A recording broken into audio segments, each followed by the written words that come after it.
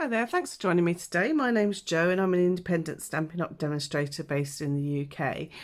Today I'm going to show you how I made this box. Now, I had this on my blog a few weeks back now, and I've had requests for ideas on how it was made. So what happens is this flap lifts up and then you have your box inside, and the ribbon creates like a continuous loop through, so it actually acts as a closure on your box, so that when you lift the handle, this actually pulls taut at the front, and that is what keeps your box nice and closed.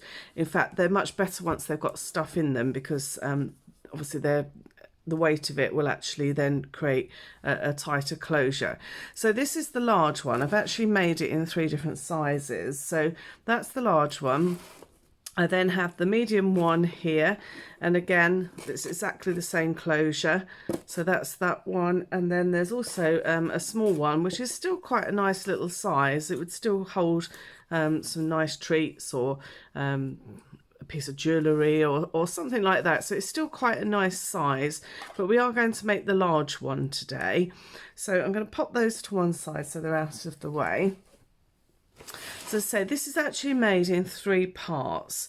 So the starting at the top here right through to the front is actually made from 2 pieces, and then these 2 sections at the side are added on afterwards. So I'm going to show you how it's made. It's actually quite simple. Now, these are metric measurements that I'll be giving you today. When I get a moment, I will try and convert them into inches, but as we know, there's never a direct conversion, so it does take a little bit of working out. But I wanted to share it with you today so you can see exactly how it was made. So you're going to need, first of all, 2 pieces of cardstock to make your box. Now, the first one, I start with this one here. This is a full A4 length, so that's 29.75 centimetres. I've left it at its full length. I could have made the flap slightly smaller on it, but it just made sense to leave it all one length. And it's 18 centimetres wide. So in portrait format, you need to mark and score at 1 centimetre in from either side. So if I actually burnish those, you'll be able to see that.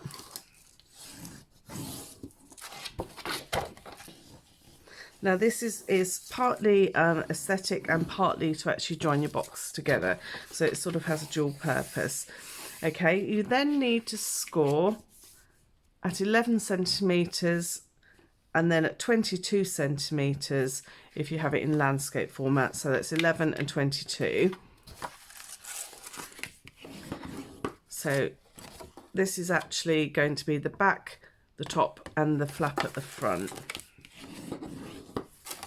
Okay, so that's the first piece we need. We then need another piece, and this one measures 24 centimetres by 18 centimetres, and you're going to score it at 1 centimetre on all 4 sides, and then again you need to do a score line in landscape format, and this one is at 12 centimetres. And I'm just going to fold those over so that you can see them properly. Okay, so that's our second piece. So we'll start with this one here. So the first thing we want to do is to remove the corners. So I'm just going to cut across on the diagonal at that point where the score lines cross, and I'm just going to remove the corner. I'm just repeating that for all 4 corners.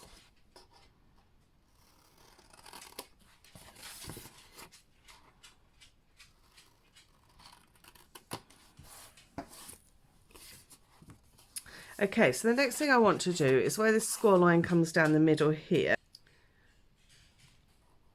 I'm then going to cut these at an angle. Now I need it to be quite a wide angle, and the reason being is because I will show you once we fold this up, these 2 pieces you don't want to touch in the middle. So just make it quite a nice wide opening there. Okay, so that is your cutting for that piece. Now I'm going to return to the first piece that we cut. So this smaller section is actually the flap that's going to come over at the front of your box. Okay, so what we need to do is we need to first of all mark the center point on the top of that flap. So if you recall, this was 18 centimeters across. So I just want to mark it at the 9 centimeter point. Okay, I'm then going to take my scoring tool, and I need to score from that pencil mark I've just made there to this point here where the two score lines cross. So it's actually at that point where they cross. I'm not going right to the edge. I literally want to go just to that point there. And then again, from your pencil mark to that first join just there. Okay, so what I'm going to do is I'm going to cut these before I actually fold them. So the first thing I need to do is I need to cut a V into this part here, but I can actually remove this section at the top. So remember, this is the top part where the point is. Okay, and I'm just going to repeat that for the other side.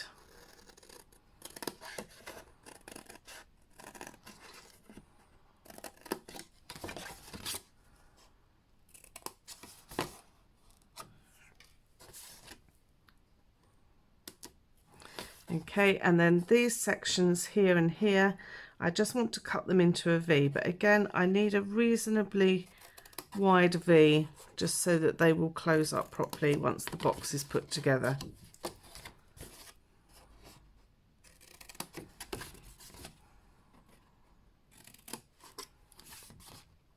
Okay, so now what I want to do is I want to fold over these marks that I've made here.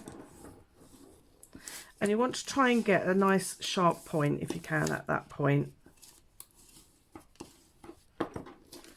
Okay, now you'll notice because this isn't what would form a square, it's at a slightly sharper angle, these pieces just overlap where that score line is there. So all I want to do is I'm going to take my ruler and I'm just going to mark from that point over to this point here, and I'm just going to draw onto those sections. Okay, so if you can see now, this is where my pencil marks are. So I'm just going to remove those at that angle. Now that angle gets sharper depending on what size box you're going to be doing. So when you come down to do the small one, they're actually, you know, you take quite a bit off.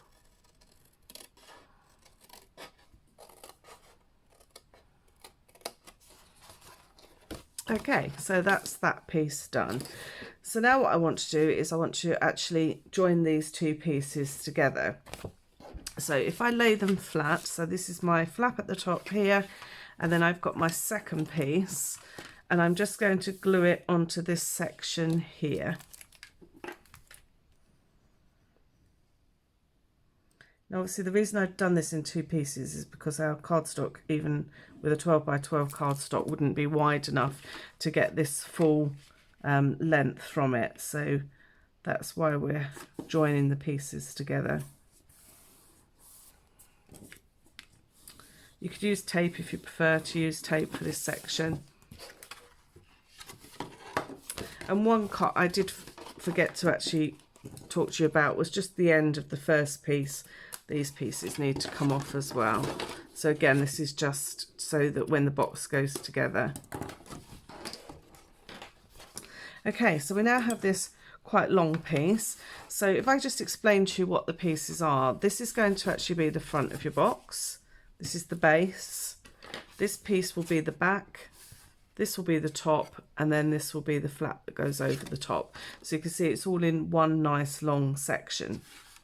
Okay, so the next thing we need to do is we need to join what will be our side pieces. So remember, this is the front, this is our actual base. So this is the piece that I need to attach my side sections to. So these are two pieces which measure 12 centimetres down by 11 centimetres wide. and you're going to score at 1 centimetre at on the 12 centimetre side. So effectively you get a square of 11 centimetres, and then you just have one piece, 1 centimetre piece at the top. So I just fold those over. Okay, and again I'm just going to trim the corners off here. You don't need to do these so sharp, and these pieces actually remain inside the box once it's closed. Okay, so front base. So remember, this is the section we want to glue to. So I'm going to add some glue to this point here.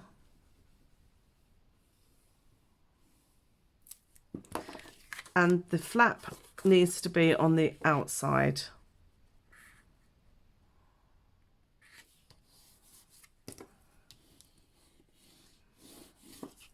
Okay, and then I'm going to repeat that for the other side.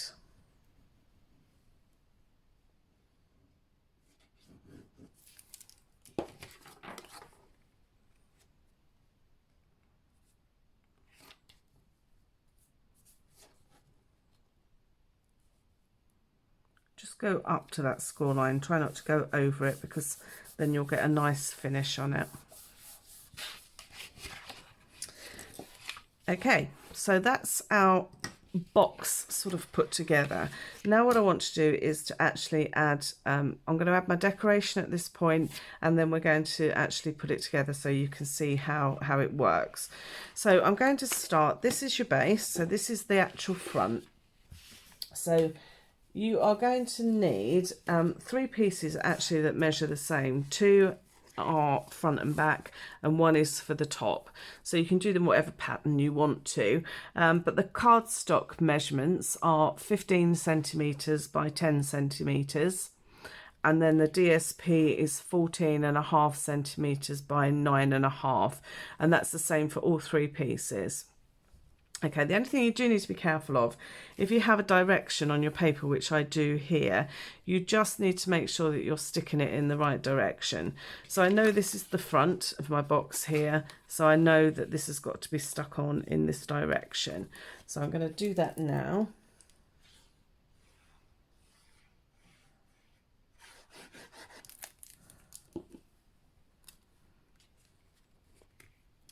So that's the first piece.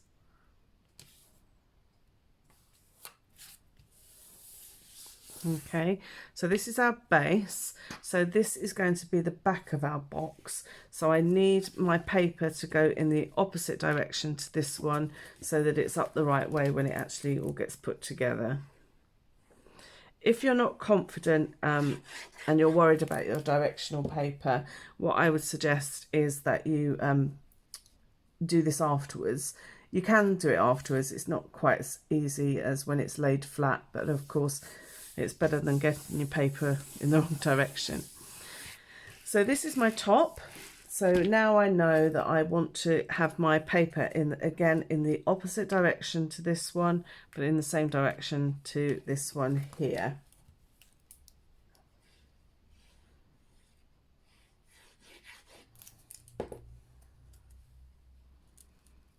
If you're not sure as well, you can just sort of make the box up, sort of just hold it together rather than actually stick it together, and then you'll be able to see what is what. I am going to do the flap section of it afterwards because I'm going to show you how to cut that, etc. So we've just got those 3 pieces, and then I'm going to add my paper and card to my sides as well.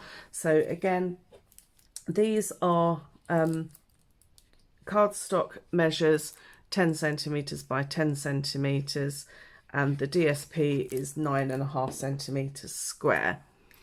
And again, if you have a directional paper, this wood grain doesn't matter quite as much, but I do want my wood grain to go in that direction when it's up the correct way. So if I just move that more into camera shot, you can see that I've got my wood grain coming downwards towards me there. And equally, I'm going to do the same with this one here.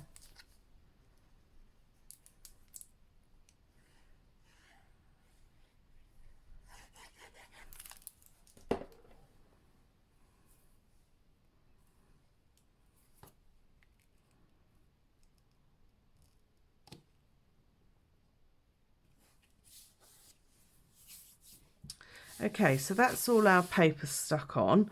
So what I'm going to do now is I'm just going to show you how it sort of comes together, and then we can work on making our holes, because we need to do that before we actually put it together. So the first thing I'm going to do is go back to this top section, our flap that we have here. And what I want to do is to glue these completely flat.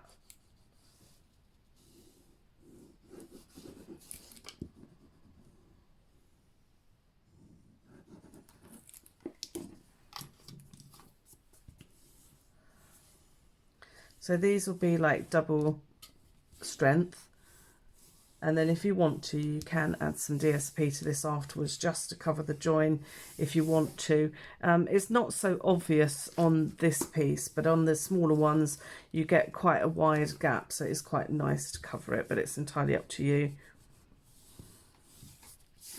Okay, so that's my front flap. So if I closed my box, you'll now be able to see that once this is all glued, is going to sit at the front of my box like that. So I can look at which pieces I can stick down. So this is my flap, this is the other end. I can actually stick this section down here.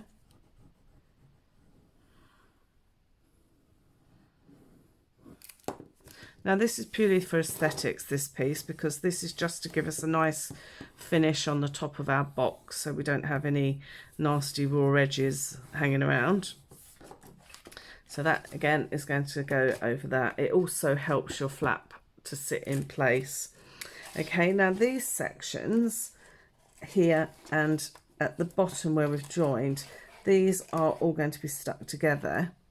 So these two pieces at the side can also be stuck flat. So it's my point here, and then this section and this section can now be stuck flat. Again, this point is completely aesthetics. It's nothing to do with the functioning of the box. It does give it some extra strength, for sure, but that's not the sort of primary purpose of it. Okay, I can see I've just got a little rough piece there, so I'm just going to trim that off. Okay, so now that's stuck, what we can do is to start to put our box together. But as I mentioned, we do need to just make some holes. So first of all, there are holes in the sides which are going to hold our ribbon.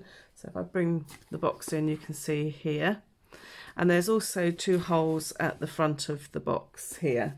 So if we deal with the sides first, what I'm going to do it on the reverse. I'm going to measure. Now these are 11 centimeters wide. So I need the center point, which is 5.5. Just going to mark that a couple of times. Okay. So I know that that's my center point there. And then I just want to measure 3 centimeters down from my score line. So again, I'm just going to do a couple of little marks, which I can then, didn't measure that one very well, did I? It's 3 centimeters. So then I can just mark it here across. So I know now that this is my point. I need to actually make my hole. So I'm going to repeat that for the other side.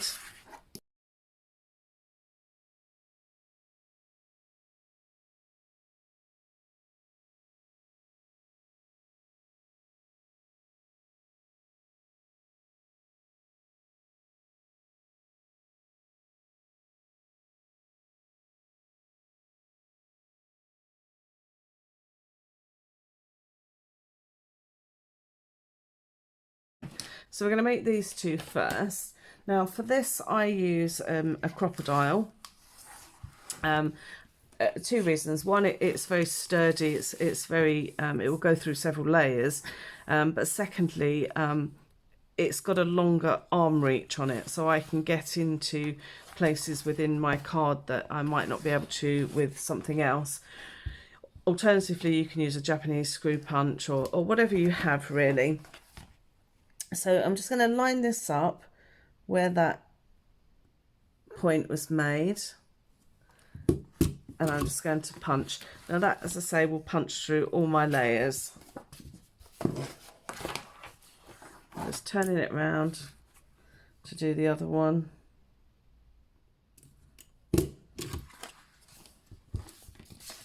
There we go. So you can see I've got holes on either side. Now, if you want to, you can reinforce those holes like I have done on these. It also adds a little bit of decoration.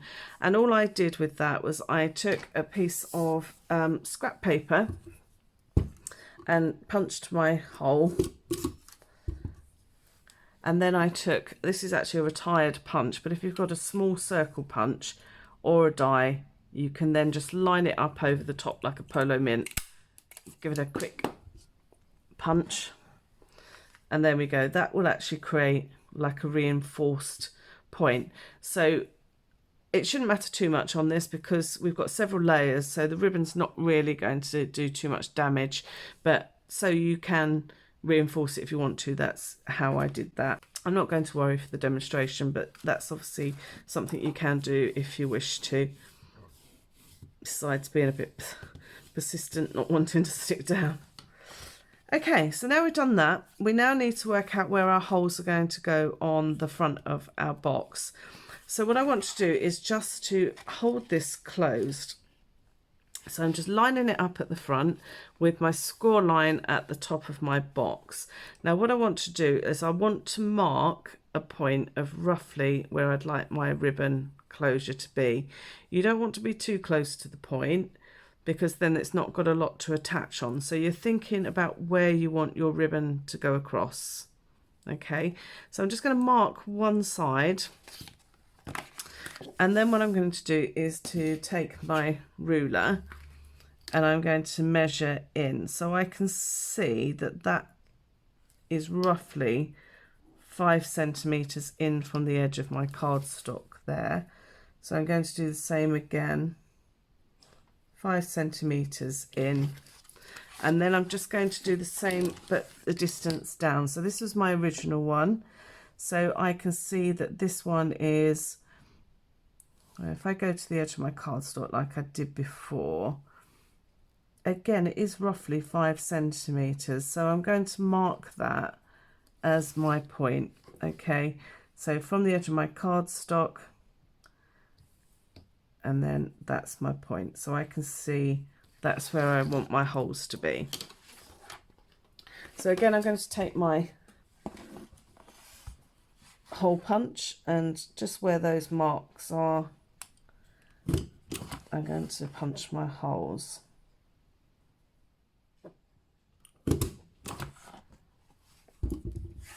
Okay, so that's all of that done. So now our holes are in place. I'm just going to rub out any additional pencil marks that I might have, just to get rid of them. You're not obviously going to see these ones inside, but I like to remove them.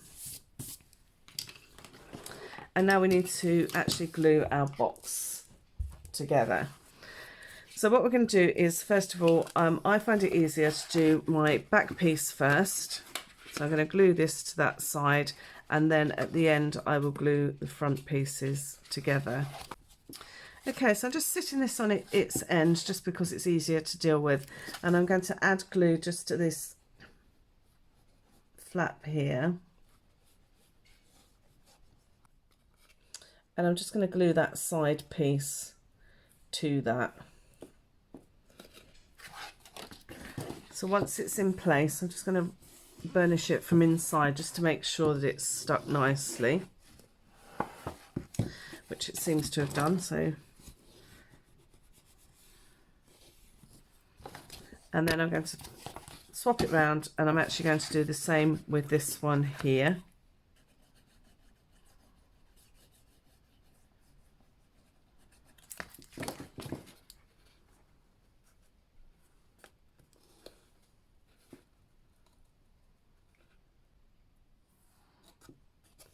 So if you notice these pieces here, these aren't actually stuck down in any way, shape or form. They will just form the part of what the lid will sit on, so they need to remain as they are. And then finally, I've got these two sides here, which I need to glue to the inside of my box. And I do tend to add glue to both of them at the same time, for the simple reason that it's easier to put them in together rather than try and add glue afterwards.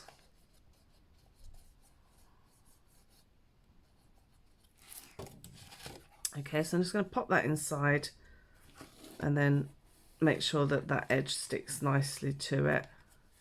This is a little bit more fiddly because obviously it's sort of in the air, you're not flat on the surface at this point, but once you've got them sort of in the place where you want them, which I think they are pretty much, we can then turn it over and burnish properly from inside like we did on the originals. Okay, I always like to run my bone folder just down those edges, because if they are sort of sticking out a little bit, then they'll help them all sort of round off and flatten. So there we go, that's our box complete, and as you can see, this is where our ribbon is going to go. So the next thing I think we'll do is just to do this V on the front of it. So you're going to need 2 pieces of cardstock for that. So sorry, cardstock and DSP. So your cardstock piece will measure 14 centimeters by 6.5, and then your DSP will measure 13 centimeters by 6. It is a centimetre short one side and half a centimetre short the other. That's just the way it works with these particular measurements. So what I want to do is just to find my centre point of my cardstock. So it's 14 centimetres long, so my centre point is 7. And then I'm going to bring in my little trimmer so that I can actually trim off those points. So from the point of my cardstock to my pencil point there, I just want to cut it off. And then the same again from that pencil point to that corner opposite, so that we end up with a V. So we'll just pop the box in and we can just double check our measurements here. Yeah, so there you go. So that will fit on there like so. And then we have our piece of DSP, and we're going to do exactly the same with that. Typically I've got a piece that's very difficult to actually see, but we're going to measure this. So this is 13, so we're going at 6.5.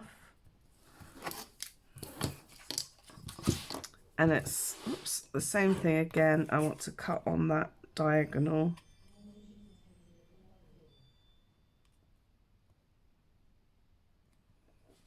So it's from the pencil mark to that corner, and then I'm going to twist it round again from the pencil mark to the opposite diagonal.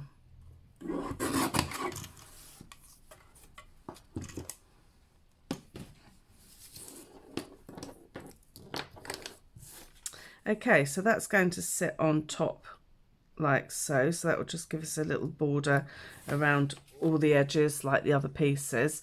As I say, and this will stick onto our front piece there. I'm going to move my bits I don't need out of the way. Our desks always get full of stuff we don't need, don't they?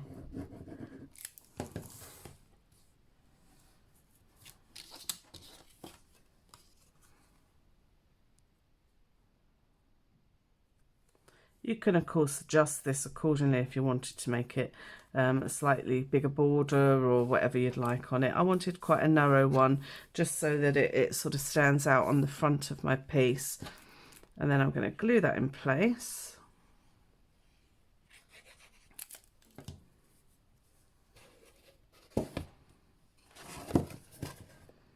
As I say, if you want to do the middle as well, you can. You can do it exactly the same way. Okay, so that's my flap at the front. So now what I want to do is I need to thread some ribbon through.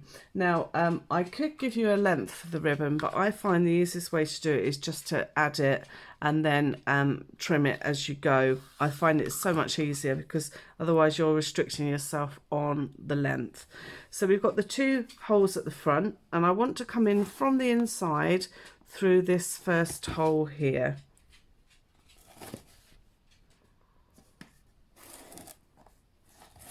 Okay, so then I'm going to go back through this second hole, so it's on the inside.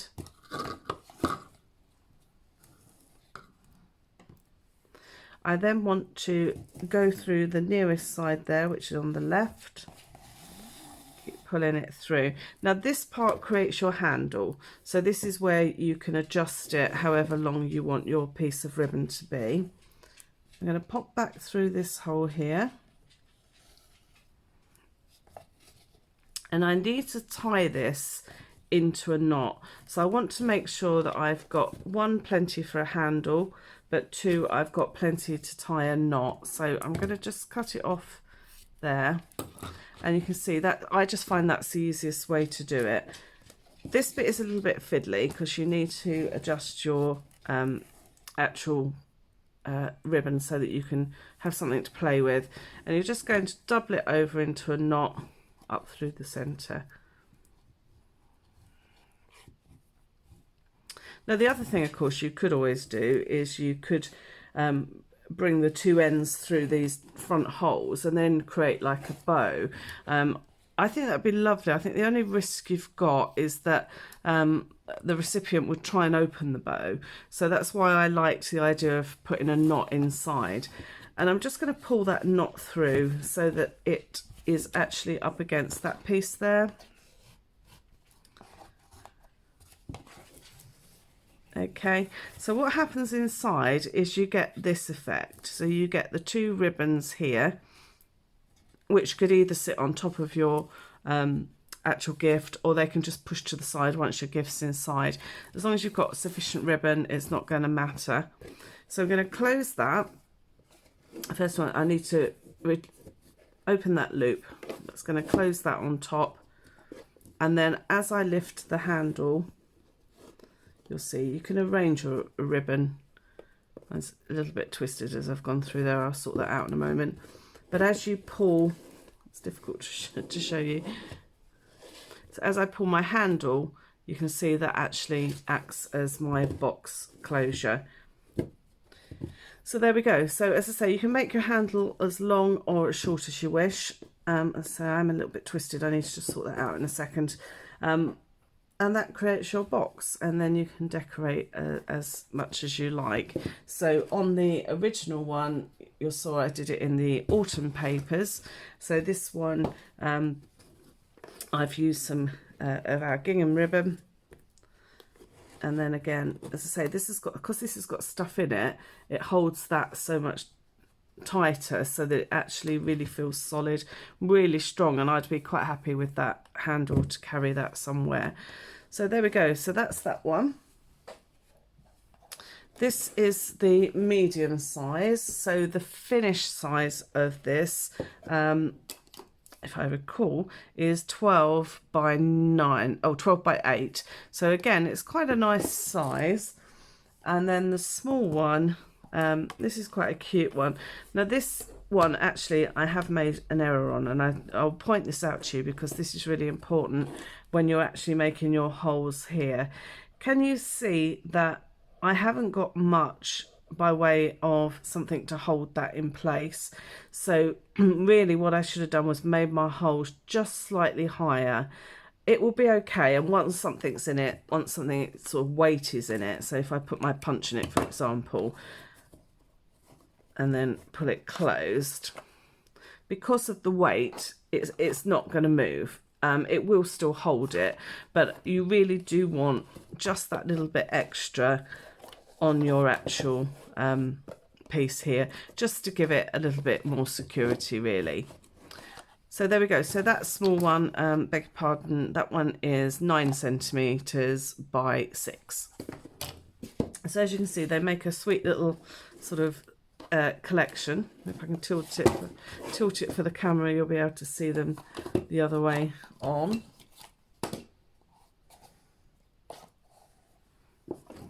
So that's your 3 different sizes. So this one I think will hold C6 cards. So if you had a collection of cards, you could easily make up a nice bundle for somebody with a group of cards and envelopes. You could put some dividers in it to section off birthdays, greetings, whatever you wanted. You could also use it as perhaps like as a recipe box for something, or just as a gift box as it was originally intended. But that's entirely up to you. So I hope you like those. I hope you'll give them a go. As I say, they are much better once they've got stuff in them, because the weight actually holds it all closed and tight. So you know, don't be disheartened when you first make it if it feels a little bit wobbly. I can promise you that once they've got weight in them, they are as sturdy as you like. So yeah, enjoy. So I hope you like that today. And if I get a chance, as I say, in the future, I will try and do some measurements in Imperial. I just have quite a few projects on at the moment that I need to get done first. But I hope you like it, and give it a go. Thanks for joining me. Bye.